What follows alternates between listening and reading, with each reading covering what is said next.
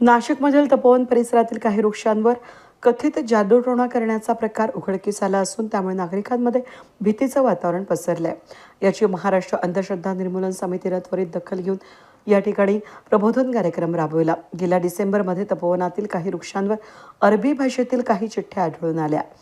महाराष्ट्र अनिसच्या कार्यकर्त्यांनी प्रबोधन करत त्या काढून घेतल्या होत्या।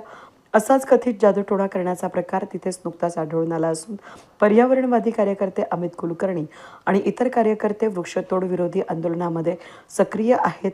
वृक्षांची गणना करताना काही वृक्षांना काळ्या बाहुल्या आणि बिब्बे किड्यांनी ठोकलं गेलेलं असल्यानं त्यांना आढळलं। लोकांच्या मनातील अंधश्रद्धा दूर व्हावी आणि वृक्षांची खिळ्यांपासून सुटका व्हावी म्हणून त्यांनी महाराष्ट्र अनिसशी संपर्क केला।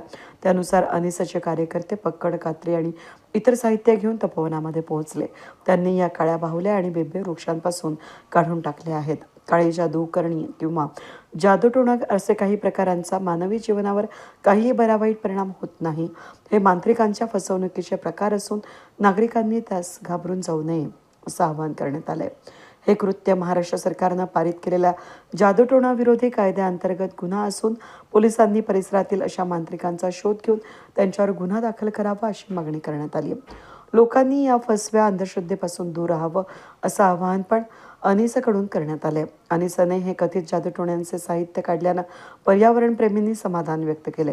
या प्रसंगी अनिसचे राज्य प्रधान सचिव डॉक्टर TR गोराणे, राज्य कार्यवाह कृष्णा चांदगुंडे, जिल्हा कार्याध्यक्ष आशा लांडगे हे उपस्थित होते। नाशिक येथील तपोवन भागामध्ये काही वृक्षांना बिबे आणि काळ्या बाहुल्या लावलेल्या आढळल्या।